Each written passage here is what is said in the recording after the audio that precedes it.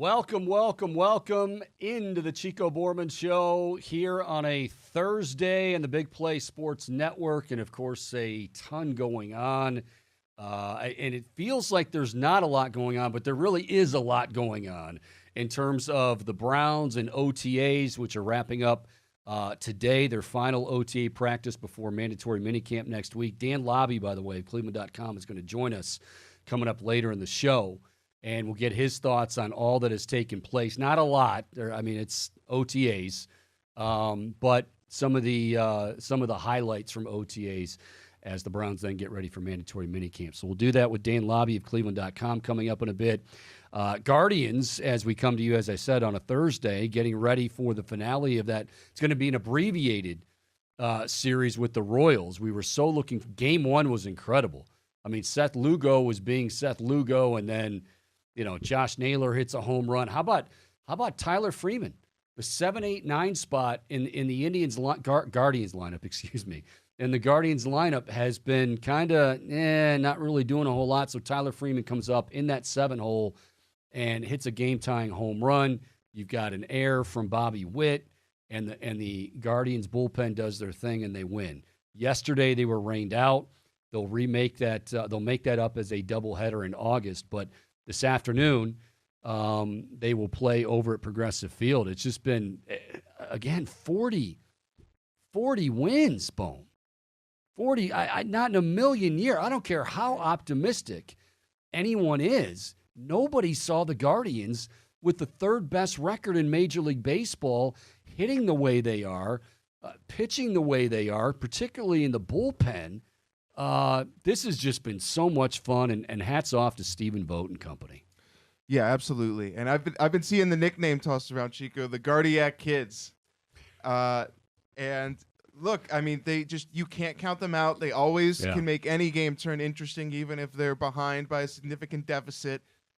And they're getting it done on all cylinders. And the most recent game against the Royals was a perfect example of how you had Tristan McKenzie start off solid, and then he gives up 5 runs off a few dingers. Yeah, and that's been his nemesis of late, is giving up the long ball. Yeah, and the bullpen just shutting out the Royals for the rest of the game.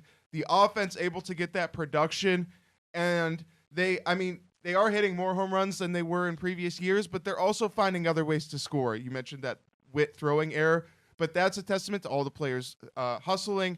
Like Josh Naylor, if he didn't get to that base as soon as he did, Witt might have been able to step on second or make that throw to first. So this team getting it done all up and down the lineup and from the pen.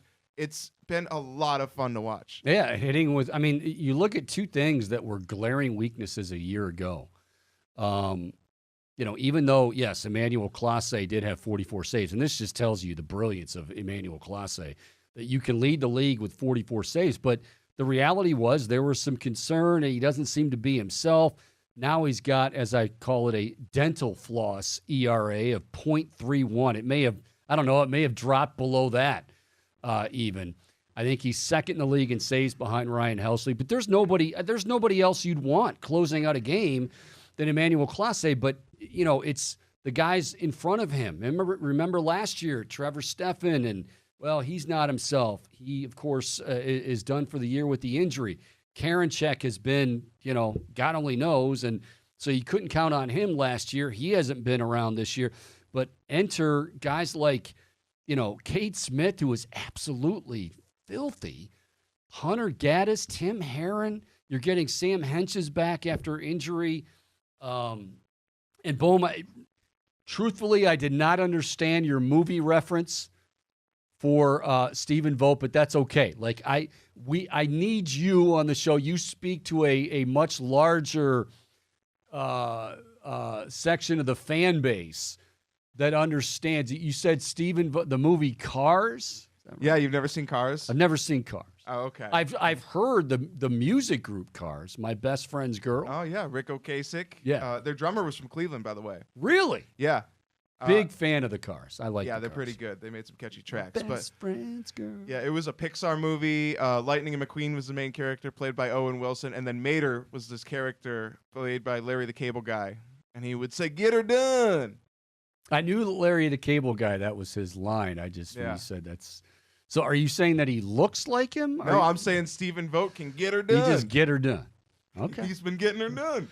Mr. Bombastic he was very proud of that. Like I said, even though I didn't get it, that doesn't mean a damn thing because there's a lot that I don't get. But yeah, hey, as long as I was worried about that when I thought maybe it's too weird, but I went for it. Boom, that's you. We encourage you to be you, unless it to extents. Yeah, to an extent. All right. So anyway, we've got a very big show coming up for you again. Dan Labbe from Cleveland.com is going to join us. We're going to break down what's going on in OTAs as they wrap up today. Mandatory minicamp next week. Some new faces on the coaching side as well that we'll talk about with Dan. And it's going to be a lot of fun kind of getting our feet wet on this version of the Cleveland Browns. Some new rules, too, that we're going to cover as far as the kickoff is concerned. So we'll do that next with Dan Labbe of Cleveland.com coming your way right after this on the Chico Bormann Show on the Big Play Sports Network.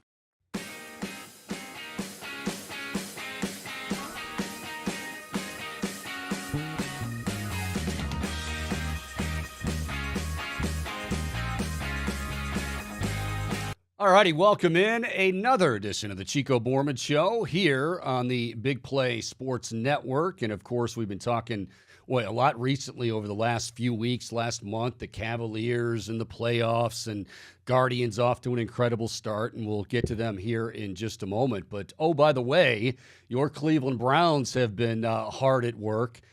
I think hard. OTAs, yeah, it's still, we'll call it hard at work. This guy definitely has been hard at work. Dan Labbe of Cleveland.com, who joins us in season, joins us now to talk about the final day of OTAs today, getting ready for mandatory minicamp, which begins next week, June 11th through the 13th. Mr. Labbe, how are you, sir? I'm doing well, Chico. Good to talk to you again. Same here, same here. You can follow, by the way, Dan Labbe on Twitter at Dan_Labbe. Of course, Mary Kay, Ashley, they do an incredible job with Cleveland.com covering the Browns, and they'll be out there all 3 days next week. All right, so let me, before I go back to the beginning of OTAs, let's start with the big news yesterday, because there was some big news and good news. Not much of a surprise, but Kevin Stefanski and Andrew Berry signed contract extensions. This is, I've said this before in terms of, second contracts and, sometimes even third contracts with some of these guys that you can see the proof is in the pudding when you get to the playoffs and you're winning football games. But when you're seeing these guys stick around, which, as you know, covering the team, this was not the norm years ago. It was if they made it to the end of their contract, God bless them. But now we've got some stability. And, of course, Kevin Stefanski and Andrew Berry, we would expect them to say, did say they have a ton of work to do. But good news out of Berea yesterday. Yeah, and this was something that they had to get done. We all kind of knew it was going to happen eventually. I think people were getting a little anxious, just kind of waiting for it to officially happen. But, we knew this was coming. And, like you said, the key word there is stability. And you've got two guys that have come in, worked really well together, have a way they want to do things, right? And that's what we've seen with teams like Baltimore and Pittsburgh over the years, even Cincinnati. There's a certain way that they want to operate, and the Browns have established that. And I was just thinking, when you look at Andrew and Kevin, one of the things they've really done is they've kind of raised the floor of what this team can be. Even if you're pessimistic about this season, you're not thinking they're going to go 3-14. This is a team that, at its worst, is going to be in the playoff hunt into December, right? An 8 or 9 win team. And at its best, we've seen they can make the playoffs. And now the next step for these guys is to try and get this team to reach its ceiling, which, obviously when they went all in with the Deshaun Watson move a couple years ago, kind of declaring they thought they were ready to win the Super Bowl. And now that's kind of their next step, is to turn this team into a year-to-year contender for the Super Bowl. Yeah. And, look, I don't think that heading into last year, I guess maybe you could say it was, I won't say jobs on the line, but hey, let's see what these guys can do. And gosh, if the season unravels, what's amazing about last year, as I know we talked a lot about last year with you, Dan, is that a season that could have very easily unraveled with all of the injuries and all of the unrest. Kevin Stefanski, it reminded you really of 2020 when things could have gone an entirely different way, but Stefanski just that steady influence in the locker room and, hey, we're going to be okay. And, obviously the story of Joe Flacco, it's almost like, wow, if you had any doubt about this guy's leadership capabilities or abilities, he proved it and then some last year.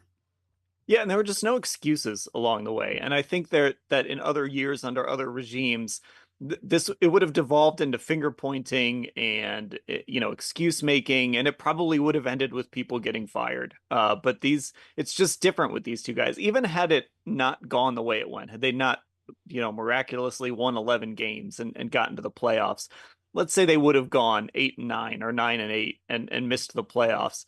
There were plenty of built-in excuses, and I think they would have been fine, but it wouldn't have devolved into, oh, this was this guy's fault, this was that guy's fault. I want to be the guy in charge.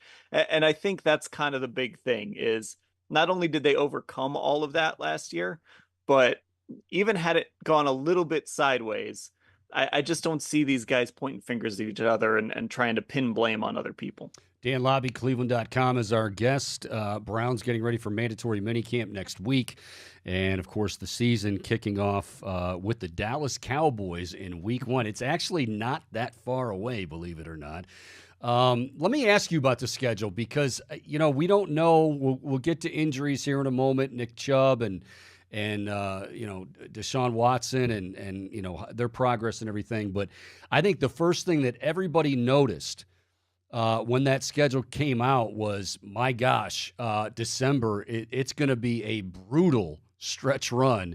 You hope that everybody's healthy and ready to go. What were your thoughts, your initial impressions after the schedule was released? I mean, it's hard to not point at that when you're looking at the teams they have to play in the back half of that schedule, and then when you start to look at sort of the way it's set up, right? They've got 2 Thursday night games, which is really difficult. Those are difficult games, and end of the season especially to have to navigate that. We saw last year Amari Cooper, who never misses a game, missed that Thursday night game against the Jets because he just couldn't make it. He probably would have played if that was a Sunday game. So, you got to play Pittsburgh on a short week. You got to play Cincinnati on a short week. You've got Kansas City mixed in there. You end your season with Miami and Baltimore. This team really has to make sure that they take care of business early in the schedule. So that means when you play the Giants, you can't slip up. You can't slip up against the Raiders or the Commanders or even the Chargers in week 9.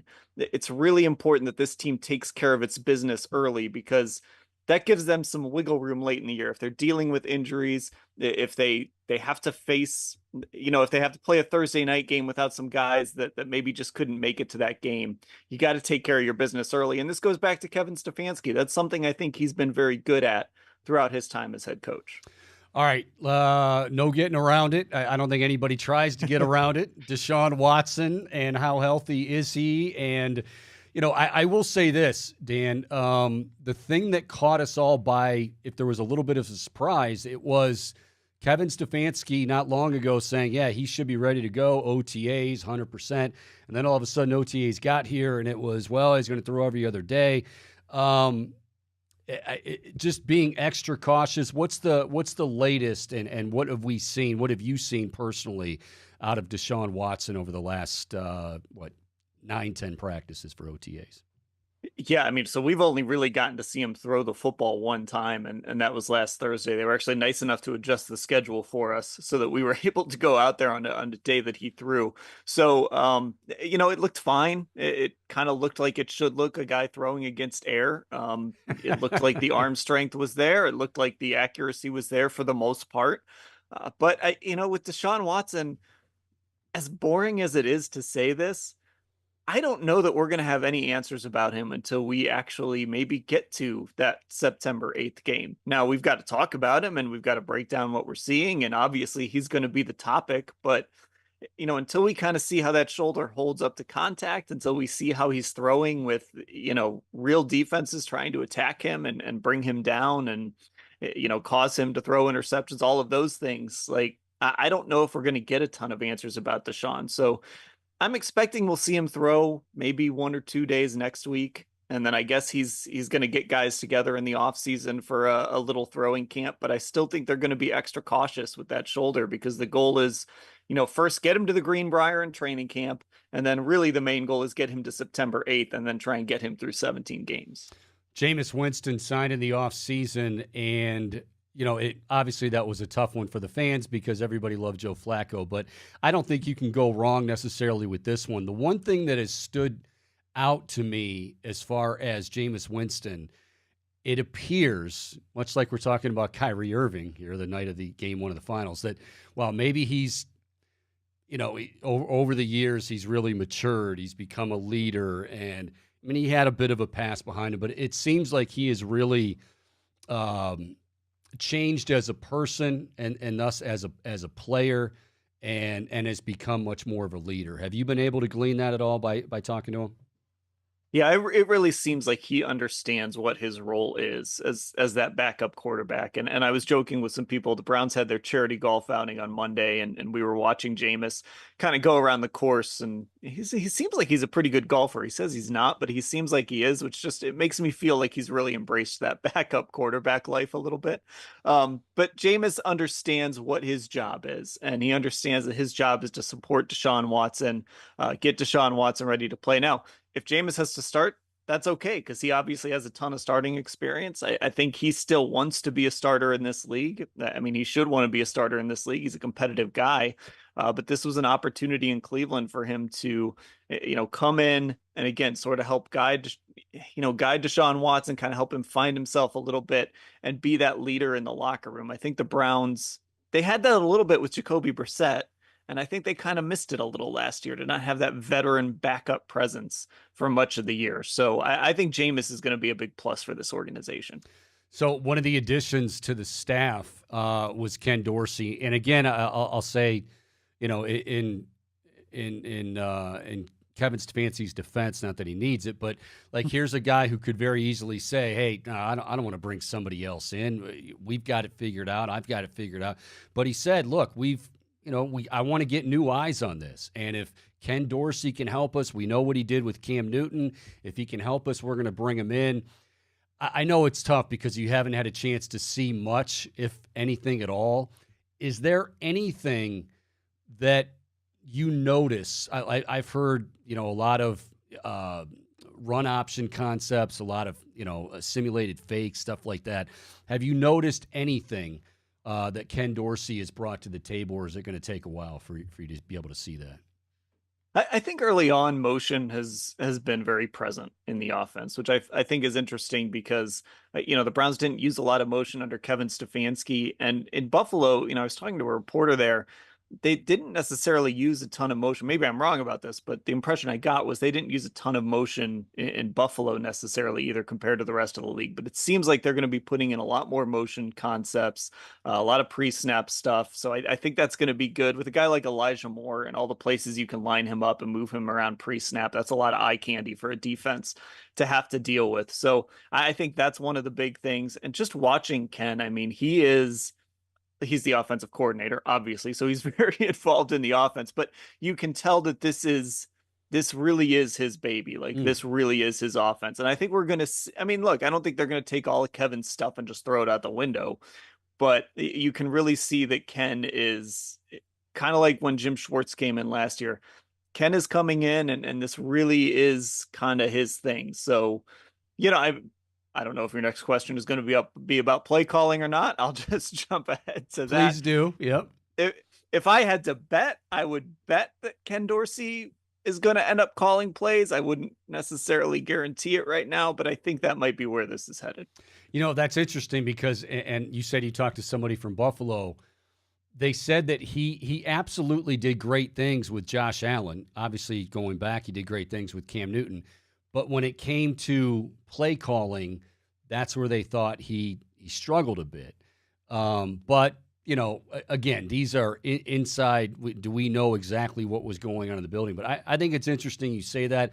I feel like Kevin Stefanski doesn't bring in a guy like Ken Dorsey and not allow him. I don't know if you feel the same way. Not allow him a huge piece of the pie as far as not only the offense and what we want to implement, but on game day making those calls and seeing it out. Yeah, I mean Ken Dorsey is a significant hire, a guy that has called plays in the past, and if he's going to take a job too, I'm sure that's in the back of his mind that he'd like to do it.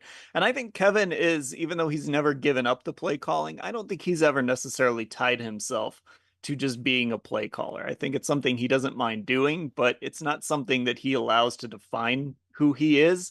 And I think he's content being sort of the CEO coach and being the guy who kind of is all over the place on the practice field, and even doing some stuff with special teams, and working a little bit with Jim Schwartz. So again, I think it would surprise me if Kevin tells us, what, hey, I'm going to keep play calling. At the same time, I could see it happening, but I do think this is going to be Ken Dorsey doing it, and Kevin's going to have an opportunity to sort of take on that role as the overseer of everything and kind of the culture setter. So Nick Chubb, not surprisingly, says he feels he'll be ready for the 2024 season. Now, when that might be exactly, we don't know. You and I were just discussing at the top of this here that, that schedule really gets tougher as the season goes along.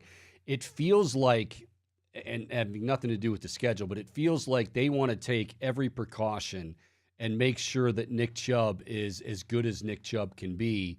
Where is he at right now? We know what he says, but what are you hearing doctor-wise, and where and when he might truly be available to contribute to this team? I think right now he's still a ways away. And, he talked to us yesterday, like you mentioned, and, running on land was kind of the big step that Andrew Berry had told us he had taken. And that's sort of still where he's at right now. He's not doing the football things that I know of. So I think we're still a ways away. And I think the Browns understand that they've got to be cautious with this. And, it would be great, right? Week 1. Dallas Cowboys, Nick Chubb comes running out of the tunnel in uniform and gets a carry, and that would be a great story. But ultimately, you want Nick Chubb to be Nick Chubb in November and December, and you want to have a chance to have him look like the old Nick Chubb. And sometimes with these injuries, it's not just getting back on the field. Sometimes it takes time to sort of look like yourself again. I think about Saquon Barkley, who came off a major knee injury, and it was kind of the year after the year for him when he started to look like Saquon Barkley. Now, that's not the case with everybody. Breece Hall looked fine, his first year back. So I just think you want to be cautious and make sure that when Nick Chubb is back on the field, he's as close to being Nick Chubb as he can get to start. So as great as it would be to see him week 1, if it takes a month, if it takes 2 months, that's okay, because you can hold down the fort until he comes back, and then he can be on the field for you when you need him the most. Staying on the offensive side of the ball, up front of the offensive line, obviously Bill Callahan moves on to help his son, and it's going to be Andy Dickerson. Again, it doesn't seem like a whole lot changes as far as, Dickerson and Callahan, and I'm sure there's going to be some wrinkles, but more importantly, what are we looking at, speaking of injuries, for where some of these key guys are? Jack Conklin, DeJuan Jones, all these guys as far as injuries are concerned. And is that another thing that we might not see them take meaningful reps until we get to maybe training camp? Well, the good news is we have seen DeJuan Jones on the field. So he's the one guy who's been on the field for this team. He was out there yesterday. Jed Wills has been present. We have seen him, but he's not doing any work. He's off to the side. He's still got the wrap around the legs. So I don't know. I think Jed is probably a training camp situation. With Jack Conklin, we haven't seen him. He's still kind of working his way back. We did see him in the locker room last year. He didn't really want to talk, but we did see him in the locker room. And I know he's been around, but we haven't seen him out on the football field yet. So it's an interesting situation because we don't know who's going to be ready for the start of the season. I would imagine Jed and DeJuan will be. I would imagine Jack would be close by then if he's not ready. But you have this log jam at tackle, but you just don't have answers necessarily as to who's going to be able to play week 1 and who's not. So it's a good problem to have right now, to have these 3 tackles who are all going to want to start. I think they're going to have at least 2 of them ready week 1, if not all 3. So I wouldn't worry too much about that position as far as health is concerned. Always an opportunity this time of the year for young guys to develop and kind of show off their skills and improvement.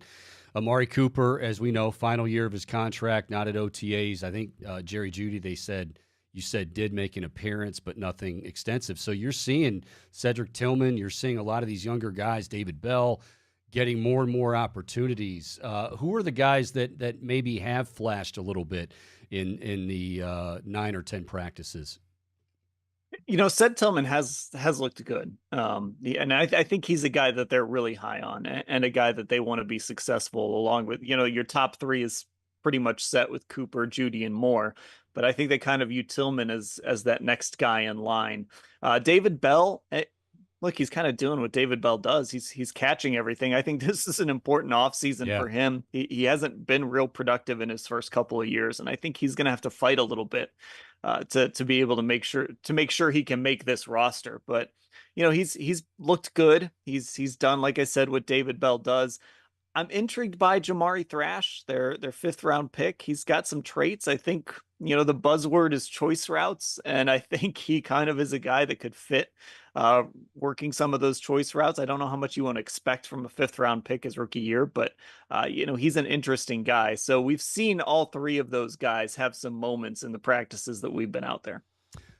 Jim Schwartz, first of all, me being a big baseball guy, and I'm sure you are as well, I love the baseball analogy from Schwartz. He's like, hey, last year we pretty much had we were a fastball team. We went with our fastball, but now having a year in the system, we're going to be able to change it up a little bit, add something to the repertoire.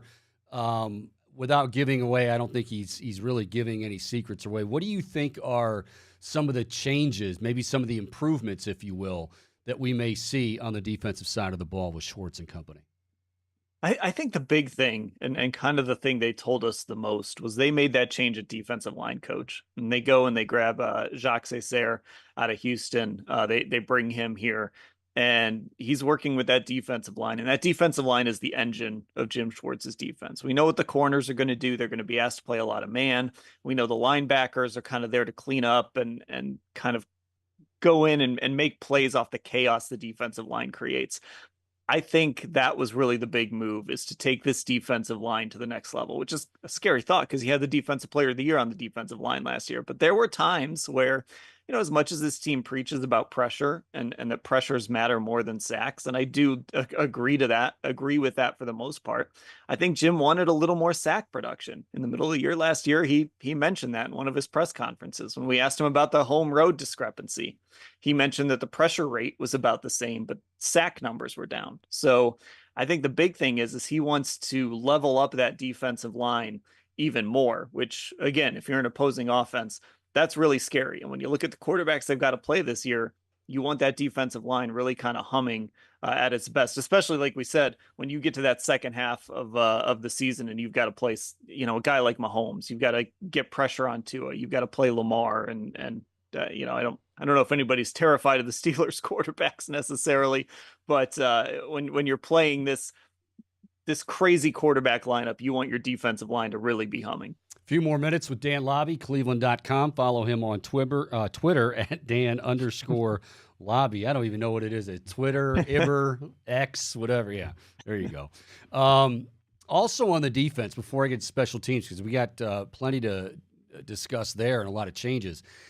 It was a great sight to see, but I kind of forgot. Admittedly, I forgot about Mike Vrabel being on board, and it was you guys, you and Mary Kay and Ashley putting the footage out there. And when I saw Vrabel, coaching the linebackers, and I'm like, I totally forgot about that. What's it like to see Vrabel out there, and what's his spirits been like? I am a self-proclaimed Mike Vrabel disciple. Right here. I absolutely love him. He's one of my favorite guys. I'm glad that we're not talking about the Browns having a coaching search anytime soon, but he would have been at the top of my list had we been in that situation. You can feel the energy. It was funny. We were actually talking to the coordinators. We were having press conferences outside, and Mike Vrabel walks out, and I think it was Bubba Ventrone who might have been talking, or it might have been Jim Schwartz. and everybody just noticed, oh, there's Mike Vrabel. And you do kind of feel that energy of just him walking out of the building. And, he's getting into reps. He's rushing the passer on some of these walkthrough reps. He's working with special teams. He's working with defense. We got to see him coach up some linebackers at the end of one practice, which, that's just his bread and butter. So I think bringing in a guy like Mike Vrabel with this opportunity, again, a local guy, obviously, to just pick his brain and just have another super smart guy, another great football guy in that building until he finally gets an opportunity to coach again. I think he's the scariest guy in the NFL right now if you're a coach on the hot seat, because he's just waiting to take your job. I think it's great that he's here, and I think he's just going to help make this organization better, both on the football field, but he's also working on the personnel side as well. Yeah, and I think it really speaks to, and we've mentioned this a lot, but you bring in Ken Dorsey. There's not a sense of ego like in past years. It was, well, this guy's got to get all the credit, and he's got. I think Kevin Stefanski, Andrew Berry. We want to win. We want to take this team to the next level. That means Ken Dorsey does end up calling plays, and he's the best bet to unlock the best version of Deshaun Watson. Great. If Mike Vrabel, I love that atmosphere, and it's something that we haven't had in Cleveland really until these guys got there. Finally, before I let you go, we got to talk special teams. And I don't definitely not saying last, but certainly not least here, because there's a lot of changes. And explain the new kickoff rules and how Bubba Ventrone is kind of acclimating his guys on that unit to get ready for what is going to be a pretty big change this year. So I've thrown this out at some people, and no one has been able to kind of give me an answer. Has there been a change, like a fundamental change this much to a football play that you can remember in your lifetime? I mean, we're talking about the kickoff completely changing and starting from zero. Nobody knows what to expect out of this. There's some XFL film. Bubba has even said it's different from the XFL kickoff. It's not the same rules. So, when people first see this thing, and we got to see a little glimpse of it at practice on Wednesday, when people see this thing, they're going to be shocked at how different it is. And you basically taken it feels a lot like a run play, I guess. Guys are lining up 5 to 10 yards apart. They aren't allowed to move until the ball is either hits in the landing zone or it's fielded. And then once that happens, guys are basically just running into each other from 5 or 10 yards out. So this new kickoff rule, that first week it could be one of those situations where we have, 2-3 kickoff return touchdowns because nobody just knows what to expect, and nobody knows. Everybody's just guessing at this point, and they're going to rep it a bunch in camp. They're going to rep it a bunch in the preseason. But this rule is, I'm really fascinated to see what happens, because I don't think anybody really knows what to expect out of it. Dan Labbe, Cleveland.com. While the Browns are wrapping up OTAs and a lot of mental reps. You and Mary Kay and Ashley, you guys don't need those mental reps, right? You're already in training camp form, I would think. I guess, yeah. But you still got to get them, right? You still got to, when you're sitting around, you got to think about, okay, what am I going to say on the podcast today? If Ashley says this, what am I going to say? So, you're always just taking mental reps. Well, we are certainly looking forward to a great year, and of course, mandatory minicamp next week. And Dan, we appreciate your time and certainly the great job that you, Mary Kay, and Ashley do for Cleveland.com and the Plain Dealer. Thanks for the time, buddy. We'll do it again soon. All right. Thanks a lot, Chico. All right. That is Dan Labbe, Cleveland.com. Again, follow him on Twitter at Dan_Labbe. We'll be back to wrap it up here. The Chico Bormann Show right here on the Big Play Sports Network.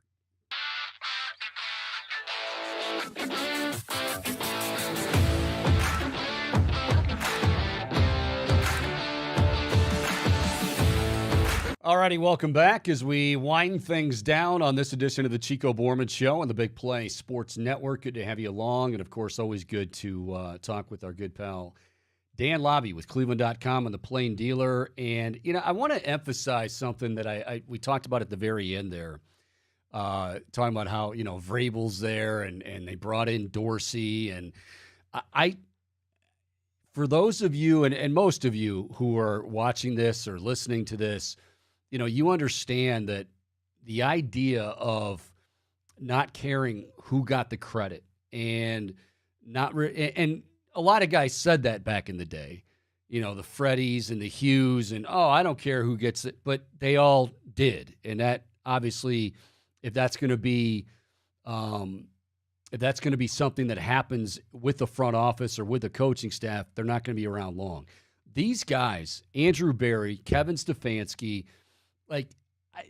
to me, it speaks volumes that, like I said to Dan, they bring in Ken Dorsey and, hey, Mike Vrabel's available. Things didn't work out in Tennessee. Hey, before he becomes a head coach again, because we undoubtedly feel like he will, let's try to use every ounce of his expertise. Everybody's ego is on the shelf, and let's make this the best version of the Browns that we can make.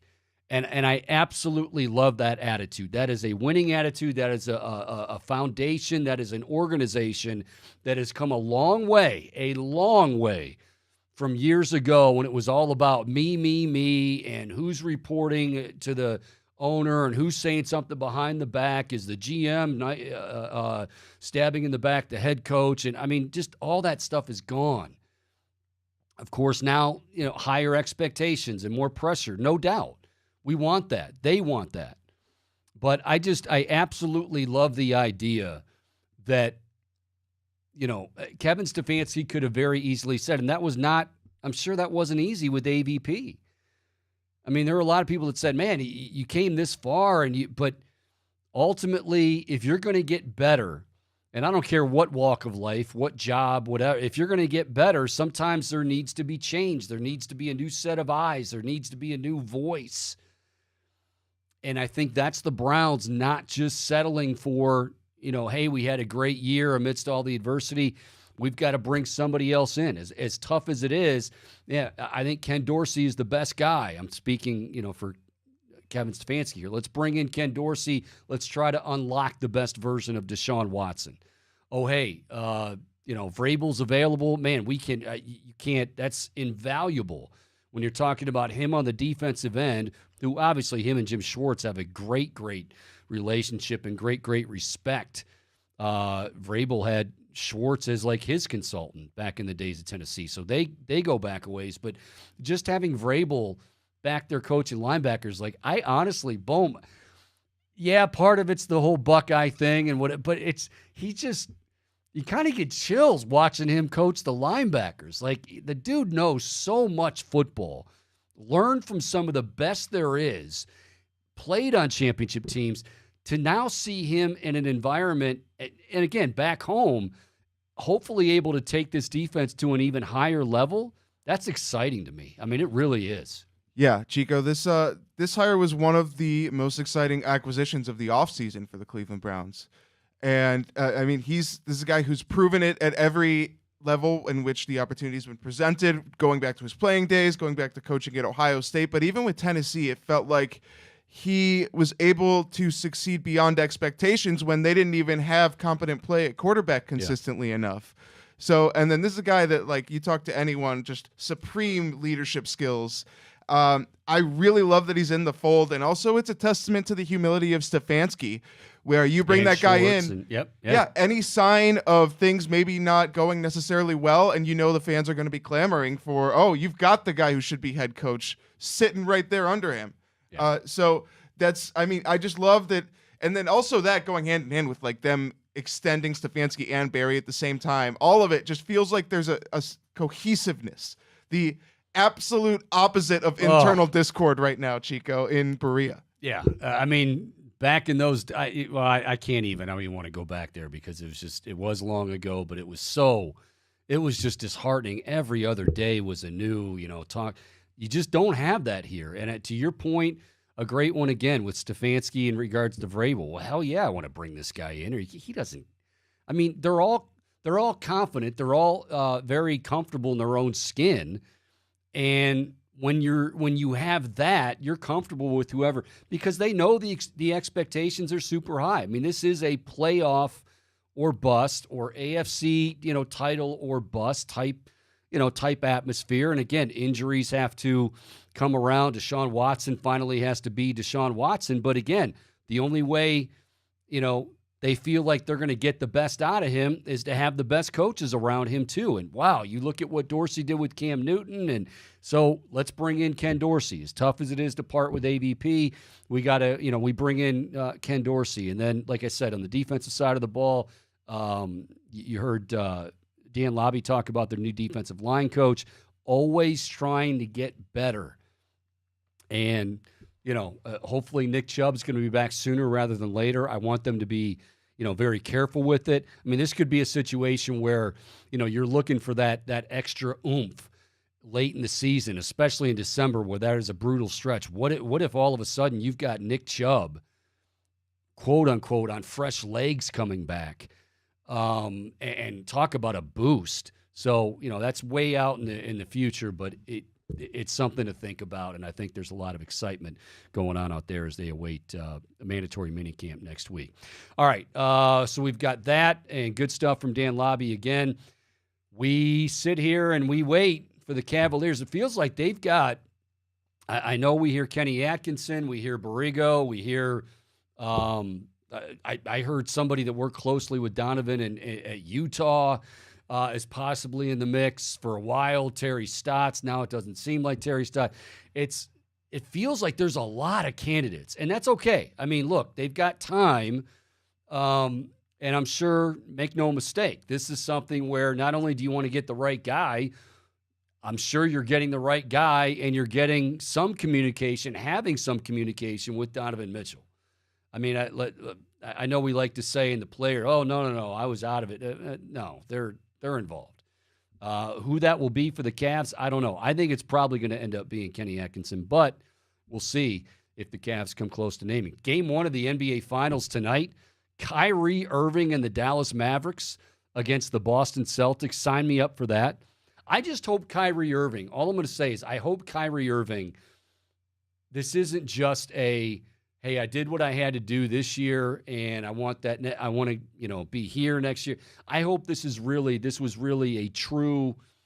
I want to be better. I want to be a better teammate. I want to be a better person. Whatever, because damn it, this guy is so much fun to watch and one of the most gifted basketball players I've ever seen. Many of us have seen in our lifetime. Game 1 of the NBA Finals is tonight, and of course, your Cleveland Guardians, they play this afternoon over at Progressive Field, but 40-20, 60 games into the season, 20 games over 500. Yeah, nobody had that, but man, is this a fun ride. Man, is this a fun team.